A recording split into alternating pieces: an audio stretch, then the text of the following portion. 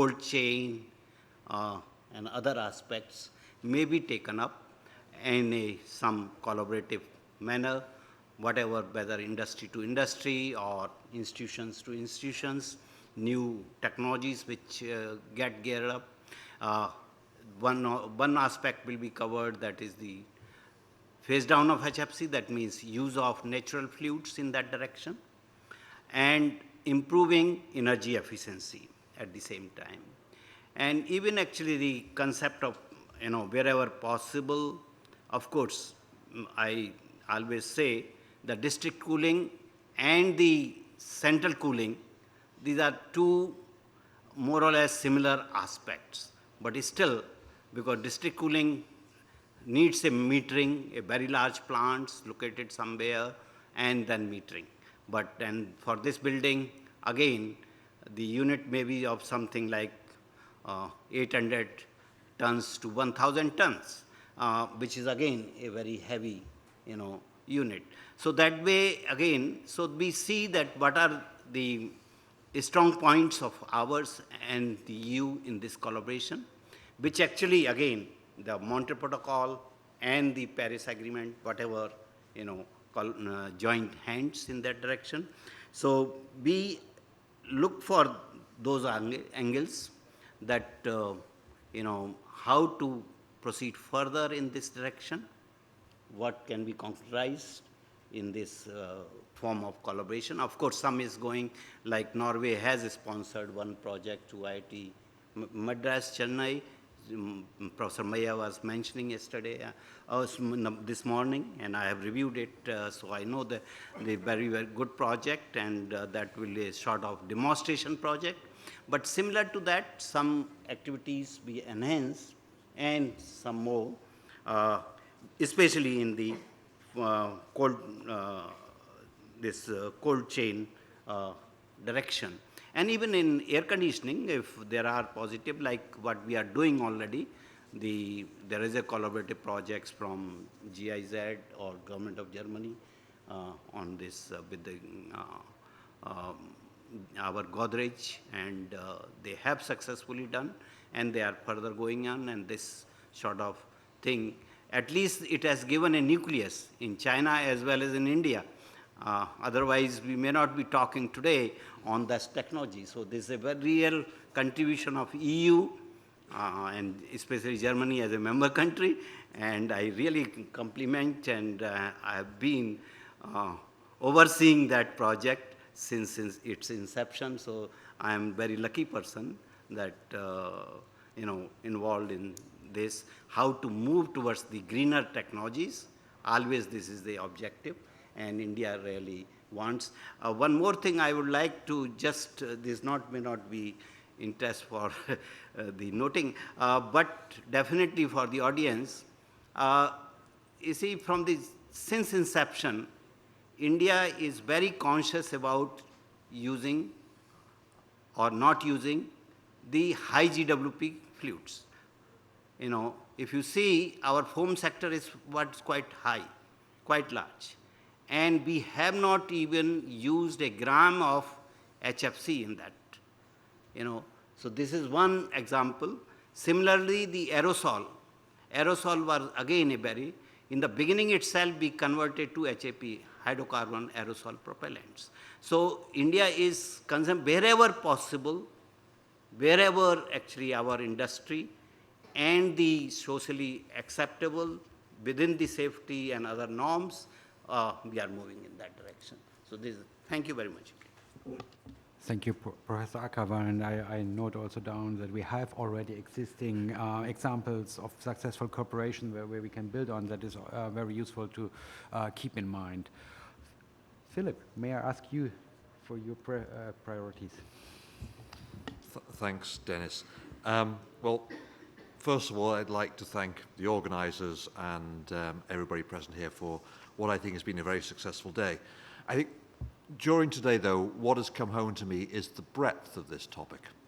It's not simply HFCs, but it is the impact on so many other sectors. First of all, if you think of the industrial sectors which HFCs use, be it domestic, be it residential, be it commercial, be it coal, food chain or whatever. It affects a huge range of sectors. It's also a very broad topic because it affects manufacturing. It also affects our whole approach to energy efficiency, power generation, everything else. So, you know, it is a huge topic we're dealing with, and therefore we should be able to find a lot of ways in which we can actually collaborate. We also, I may get told off for this, but there's there's a little bit of time as well, because 2028 is still 10 years away, and that is the first real impact on the Indian economy. And then about 30 years' time, in 2046, 2047, it's another sort of end date. So there is also, there is time, therefore, to make the necessary adjustments, because this is not necessarily something which can happen overnight. And I think, you know, what would be my priorities?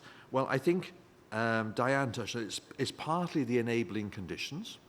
We have to start thinking about how we change, in many ways, from the energy efficiency side, so the consumer labeling side, the customs procedures and things like that.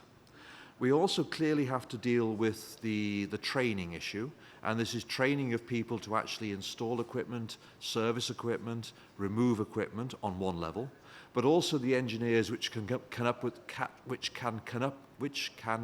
with that disruptive technology which we're also looking for, but also the architects and builders who will actually design and implement more energy efficient buildings which will last a generation or even more. So there's an area there. I think another aspect which has come home to me is the importance of standards. And we were lucky enough to have a presentation earlier today about somebody who worked with standards in the ammonia, for ammonia. And this is something which is new to us. And I think this is something which could, you know, you should be proud of, and could be used to influence the international standard setting process for ammonia. So that's another aspect. So I think, you know, where we can do more work together could be on putting together industrial associations, training associations to make sure this exchange is happening, exchanging best practices in this and in all other areas. On the standard setting process as well is also an important thing which can be actually driven home. And also, finally, we can continue to work together in the international context to make sure that the MLF functions properly, but also that the Kigali Amendment is actually ratified by the 20 parties prior to the 1st of January 2019, so that it can come into force and that we can deal with the HFC issue at a global level. Well, thank you very much. And I see there is some room also to strengthen networks. And you mentioned the industry associations as one example, together with the overall topic of developing standards. Chandra, can I ask you to come in with some ideas? Thank you. Philip has, again, covered the issues that I wanted to address, but let me repeat it. I think there is a huge scope of cooperation in servicing sector, both in terms of certification program. I remember attending a meeting in Bangkok. I think there was a meeting which before OEWG where someone from Italian air conditioning sector had come and discussed about the certification program and education program of servicing sector, something. So I think we need to learn the best practices. So there is obviously, I just want to throw idea, you know, there's a lot of talk on disruptive technology. Maybe there is need for EU-India Innovative Fund for Disruptive Technology. We could create together a innovation fund to fund disruptive technologies.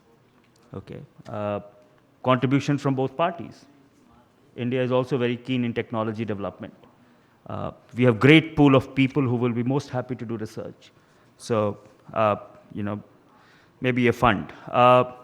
Philip, as I rightly said, we need to democratize XCOM as well as MLF. Currently, the relationship is almost like between a funder and a receiver. Okay, that creates a lot of distrust. And therefore, we need to change that relationship to partnership at MLF and XCOM. It is good for both sides. Okay, so something that we look forward to EU support and member state support in democratizing how things happen at XCOM. We need a compendium of best practices in Europe. You know, a lot of questions are raised all the time. Uh, we, we do have something which was published by EIA a few years back on green cooling technologies in Europe.